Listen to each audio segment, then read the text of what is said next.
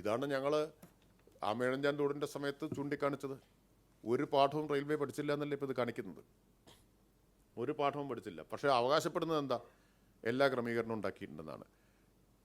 ഇതുപോലൊരു പ്രശ്നം വന്നു. ഒരു ഫുട്ബോൾ ഗ്രൗണ്ടിൽ കൊണ്ടുപോയിട്ട് കോർപ്പറേഷൻ്റെ തന്നെ അധീനതയുള്ള ഫുട്ബോൾ ഗ്രൗണ്ടിൽ ഏതാനും ഒരു മാസം മുമ്പ് മറ്റോ റെയിൽവേയുടെ മാലിന്യം തള്ളിയിട്ടുണ്ട്. അപ്പോൾ അതിൽ റെയിൽവേ ആണോ എന്നൊന്നും നോക്കില്ല. നിയമം റെയിൽവേക്കും ബാധകമാണ്, സാധാരണ പൗരന്മാർക്കും ബാധകമാണ്. നിയമാനുസൃതമുള്ള ശക്തമായിട്ടുള്ള നടപടി എടുക്കാൻ നിർദ്ദേശം കൊടുത്തിട്ടുണ്ട്. ഇപ്പോൾ കോർപ്പറേഷൻ സെക്രട്ടറി നോട്ടീസ് ഇഷ്യൂ ചെയ്തു എന്നാണ്, അതിൻ്റെ കോപ്പിയാണ് ഇപ്പോൾ എനിക്ക് കിട്ടിയിട്ടുള്ളത്. മാത്രമല്ല ഇതിൽ ഈ കൊണ്ടുപോയി തള്ളിയ ഏജൻസി വാഹനങ്ങൾക്ക് കൊടുത്ത പാസിൻ്റെ പകർപ്പും ഇപ്പോൾ കൈവശം കിട്ടിയിട്ടുണ്ട്. അപ്പോൾ റെയിൽവേക്ക് ഒരു തരത്തിൽ ഇതിന് രക്ഷപ്പെടാൻ പറ്റില്ല.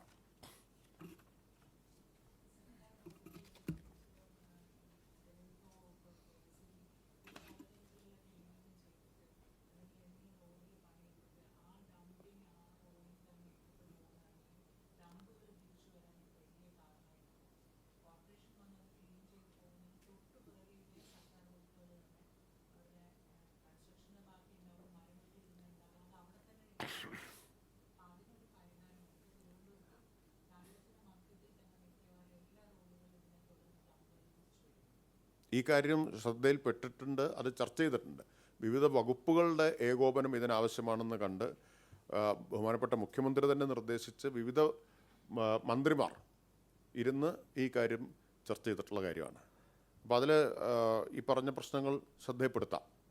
ഇപ്പോൾ ഇവിടെ ഉന്നയിച്ച കാര്യങ്ങളും ശ്രദ്ധയപ്പെടുത്താം. ഇതുപോലുള്ള ഏത് കുറവുകളും ചൂണ്ടിക്കാണിച്ചാൽ അപ്പോൾ തന്നെ ഇടപെടാറുണ്ട്. അതിന് ഞാൻ പറഞ്ഞല്ലോ, ഒരു പൊതു വാട്സാപ്പ് നമ്പർ മാലിന്യം തള്ളുന്നവരുടെ ഫോട്ടോ അല്ലെങ്കിൽ വീഡിയോ എടുത്ത് അയച്ചു തരാനുള്ളതാണ്. അങ്ങനെ അയച്ചു തന്നാൽ ആളെ ഐഡൻറ്റിഫൈ ചെയ്യാൻ കഴിഞ്ഞാൽ അവരിൽ നിന്ന് ഫൈൻ ഈടാക്കും. 10,000 രൂപ ഫൈൻ ഈടാക്കും. വിവരം തന്നയാൾക്ക് 2,500 രൂപ റിവാർഡും ഉണ്ട്.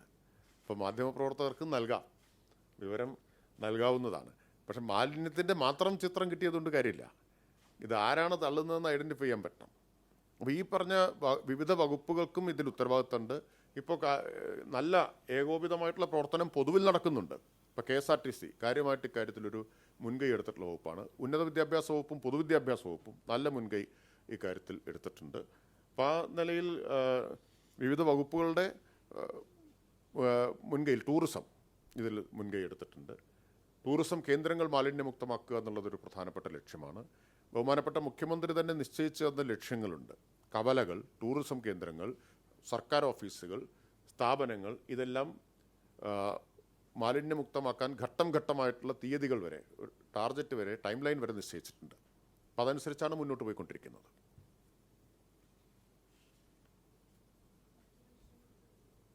ഏത് വിഷയം ചോദിക്കാം.